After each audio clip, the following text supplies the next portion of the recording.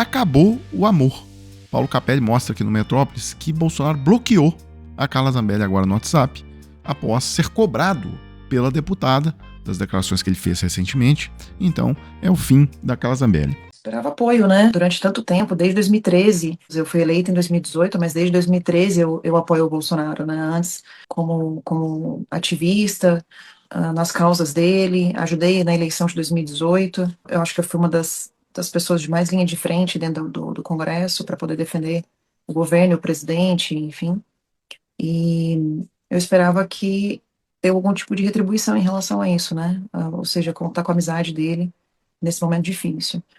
Mas eu acho que não só eu, como outras pessoas também perderam a amizade do presidente no momento que precisavam. Pessoal, mas como é 1º de abril, o dia da mentira, eu queria consultar com vocês podem falar aí nos comentários, qual foi a maior mentira do Bozo? Primeiro, se era esse encarte, eu acho que esse encarte aqui ganha, hein? Da campanha de 2018, eles diziam assim, gás de cozinha no máximo R$35, gasolina no máximo R$2,50. Gasolina chegou a ser vendida por R$8 no governo Bolsonaro.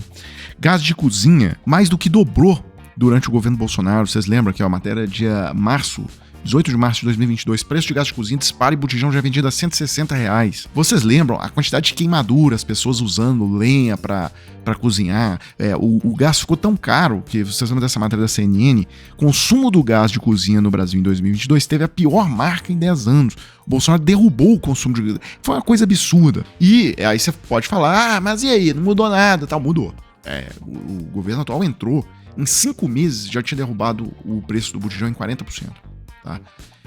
O preço para as distribuidoras, que é até a parte da cadeia produtiva do gás que o governo consegue interferir. Mas eu acho que nenhuma dessas mentiras que eu mencionei até agora se comparam a mentiras, todas elas contadas ali durante a pandemia. Essas foram as mais trágicas, inclusive ele, quando já era claro o poder destrutivo do vírus e tal, ele falando que não morreriam mais do que 800 pessoas nessa pandemia. Morreram só no Brasil mais de 700 mil pessoas.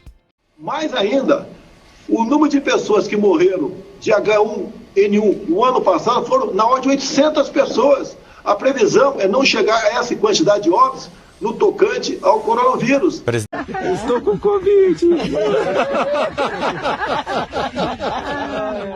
Bem, mas mudando de assunto, o Guilherme Amado trouxe uma notícia que a anistia vai passar na Câmara, avalia o governo. Então, que a leitura do Palácio do Planalto é que a oposição terá as assinaturas necessárias para pautar a urgência do projeto, condição que Hugo Mota impôs aos bolsonaristas para dar seguimento à tramitação. A estratégia do governo será fazer um enfrentamento político na Câmara, mas de olho no Senado, onde considera que é possível vencer os bolsonaristas.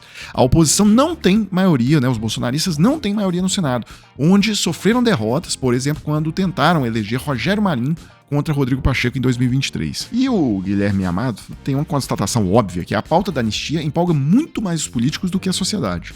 Neste final de semana, convocado por líderes como Guilherme Boulos, a manifestação contra a anistia teve um público pequeno, menor ainda que o protesto convocado por Bolsonaro no dia 16 de março, que também foi bem esvaziado, né?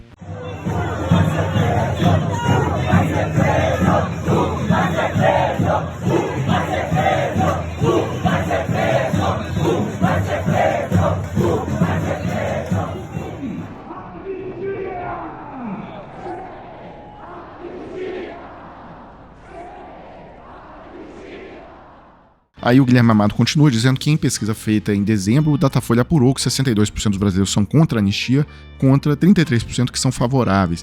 Ele ainda diz que vai ter uma pesquisa na Quest essa semana para abordar esse assunto. Bem, os vídeos dos bolsonaristas estão cada vez mais apelativos, mais imorais, indecentes.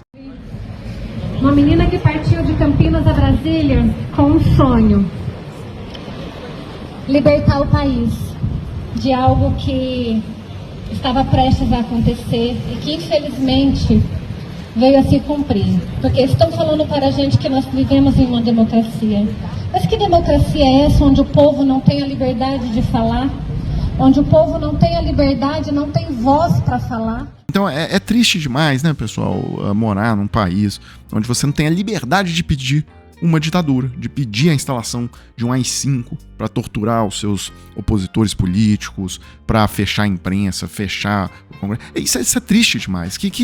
Como que pode a gente não ter a liberdade de expressão para fazer isso? Afinal, a Débora só tinha um sonho, que era a instauração de uma ditadura Bolsonaro no país. E matar muita gente, torturar muita gente, é o sonho da menina. Inclusive, estão usando aí, até criança, né? Esse povo é imundo, né? É uma coisa horrível. Alexandre de Moraes recebe um pedido sincero de uma menina de 10 anos. Oi, Alexandre, tudo bem? Alexandre, hoje eu vim aqui te pedir pra você soltar meu papai e meu vovô. O nome dele é Leandro e Levi. Eu prometo pra você que eu oro pra você. E eu tenho 10 anos e você sabe o mal que você tá me fazendo. Eu sei, Alexandre, que você já levou muita pancada da vida, mas não é por isso que você tem que fazer os outros sofrer, a família sofrer. Porque se você fazer o bem, eu te prometo que todo mundo vai gostar de você. E Deus vai restaurar a sua vida. E desculpa por estar chorando. É porque eu sinto muita falta do meu pai. Meu pai e meu avô é bolsonarista. E eu sei que você não gosta do Bolsonaro. Imagina se a questão fosse essa. Se Alexandre de Moraes gosta ou não gosta de Bolsonaro. Alexandre de Moraes indicado pelo Temer ao STF, tá? Temer que derrubou a Dilma, enfim. Aí, olha só, eu gostei de alguns comentários aqui. Seu pai não pensou em você quando foi dar golpe de Estado.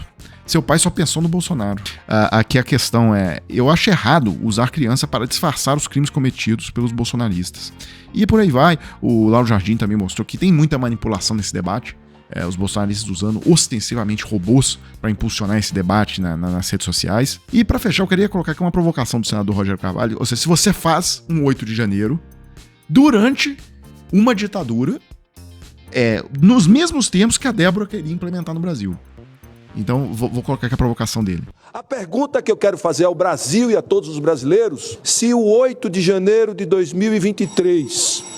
fosse no ano de 1971, o que teria acontecido com esses que quebraram e depredaram todos os prédios de Brasília em nome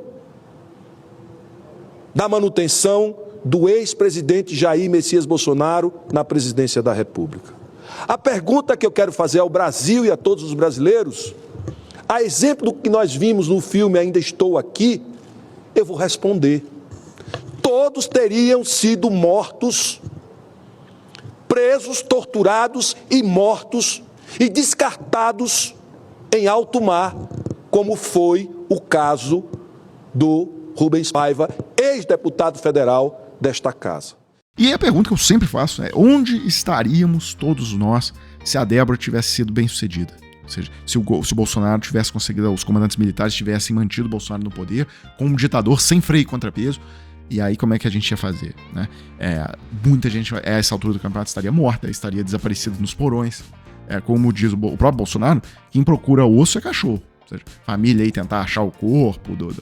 Então, esse é o país da Débora. E, inclusive, pessoal, para fechar, eu vou começar a falar disso todos os vídeos, tocar nesse ponto, para ver se chega a algum deputado, porque eu acho que toda vez que os bolsonaristas mostrarem as imagens da Débora, coitadinha, filhinho, não sei o que, os governistas tinham que usar as imagens do filme Batismo de Sangue, que é o filme do ponto de vista gráfico, que melhor mostra o pau de arara, a tortura, o choque elétrico, a história lá do Frei Tito. São as imagens mais brutais e é pra chocar mesmo, é pra mostrar o que é pra mostrar o que a Débora é.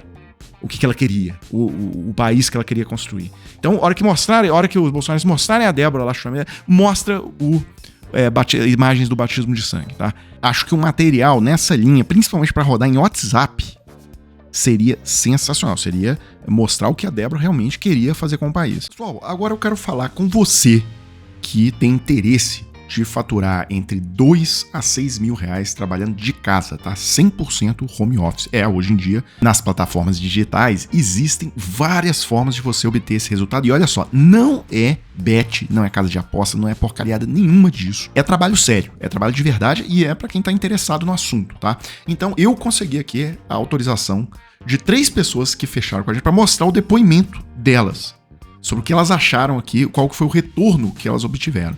Então, Marcos Viana, por exemplo, conseguiu $679 em 2 semanas após iniciar com o Clayson. Isso, numa conversão simples, dá R$ 3.870. Vamos pro segundo caso que autorizou aqui colocar o depoimento. O Luiz Felipe falando, olha, depois eu comecei lá com o Claisso e tal, em um dia eu fiz $101, tá? Isso aí dá aproximadamente R$575. E só pra gente fechar aqui, eu queria mostrar o que disse a Joyce Araújo. Ela também autorizou a divulgação aqui do depoimento dela. Ela teve o melhor resultado, tá? $1.098, tá? Isso aí dá na conversão R$6.258. Então é o seguinte, se você quiser saber como que faz, etc., clique no link que aparece na descrição do vídeo aqui embaixo, e aí você vai ser remetido a conversar com o Claisso e vai ter todos os esclarecimentos. Pessoal, então é isso. Eu fecho esse vídeo agora e volto numa próxima oportunidade.